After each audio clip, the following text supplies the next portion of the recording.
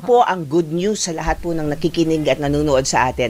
Diyan po sa College of Allied Medical Professions, ito po yung college sa PET ng UP Manila, University of the Philippines Manila sa PFAURA. Ano hong mga courses dyan? So, meron tayong physical therapist, meron tayong occupational therapist, meron tayong speech pathologist, ano pa pong mga meron dyan? Pa pong clinical audiology, ano po kami, katuwang po namin ng College of Medicine sa Audiology sa tenga? Sa pag-apo. Sa pagrinig. May problema po sa pagrinig. Ano pa po? Yun lang po. Opo. Okay, and you were the dean of the whole college? Opo. At what year po, ma'am? Mula po 2018 hanggang 2024. Okay, so that's good news. I'm shocked na at this time, ganun pa rin kamura. Oo, para magkaroon ng, meron pa palang 50 pesos na therapy. Oo, so that gives parang hope, no? Kasi madami po sa ating mga kababayan, parang sinasabi, kailangan ng anak ko ang therapy. Pero saan ko naman dadalhin na hindi, yung aming kinikita ay sapat lang sa aming pagkain, sa aming renta. So ito po ay good news, no? Okay. Lalo na po pang matagalan ang rehabilitasyon. So, buti sana kung ibang uri ng gusto mong ipagamot, no? Pagkatapos nun, tapos na ito talagang alam nyong nag-iiba, kaya pang matagalan yung. Sige, ma'am, sorry, kaya na-excite ako. Okay, so 40 pesos per session sa PT. Sa therapy ho. Sa lahat, kahit speech pathology or occupational therapy. Wow. Ito po ay malaking good news, kaya tama ba yun? All hail sa ating pong mga taga-University of the Philippines. At patuloy po ang research. So, ngayon, ang pinaka maganda dito, may good news si Doktora sa atin. No? So, hindi lang yung typical treatment na nabibigay ng UP ngayon. Ngayon, meron kayong virtual reality na parang game, naglalaro lang yung bata, ay nakakatulong na sa, sa kanyang problema, sa kanyang movement disorder. Sige, Doktora, ano po ito? Opo. Ito pong game na tinatawag namin sa ngayon na Axel Virtual Care ay isang laro na maaaring kasangkap na. I'm tired.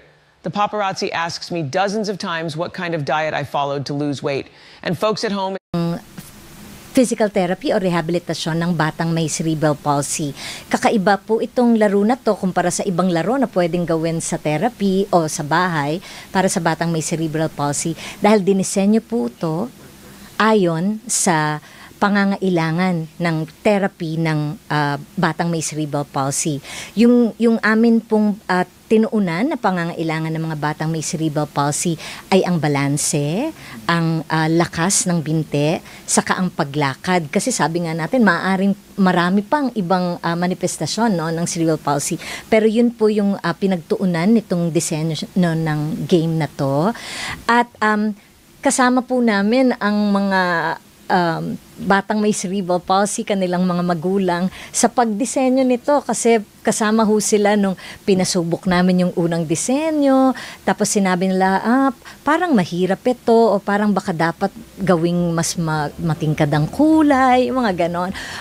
So nabago ho yung game. So dahil ganun po yung paraan ng pag-develop niyan, tiyak kami na naaangkop at ayon sa panlasa, ayon sa kagustuhan, ayon sa kakayahan ng mga batang may cerebral palsy yung laro. Nasubok na rin po namin itong game na to sa mga bata na walang cerebral palsy at ang ayon sa kanila, ito ay nakakainganyo, ito ay nakakaaliw at ligtas naman, walang malubhang nahihilo, walang parang nalilito habang naglalaro na pwedeng mangyari sa loob ng virtual reality. No? Ang pinaka kapanapanabig para sa amin na nagdisenyo nito ay nadadala mo ang isang bata na may na nahihirapan gumalaw sa isang sitwasyon na baka sa hinagap ni hindi nila naisip na mararating nila, no? So, pero dahil ganun po yung uri ng game, siguro na i-imagine nyo rin na hindi pwedeng physical therapist lang ang gumawa nito. Marami ho kami iba-ibang larangan. So meron pong doktor, kasama po ang kasalukuyang chancellor ng UP Manila na si Professor Michael T. Meron pong isa ring pediatric rheumatologist, si Dr. Cherry Cati. Meron po kaming computer scientist na mathematician, si Dr. Jaime Caro. Meron po kaming mga game designer. Lumaki na po ng lumaki yung grupo namin sa kasalukuyan po. Nagde-develop pa ho ng mga ibang game para sa ibang kondisyon naman, no? Gaya ng sabi nyo kanina, meron pang mga game na para sa dementia. Pero itong pag-uusapan natin ay yung para sa cerebral palsy. Yes. Opo.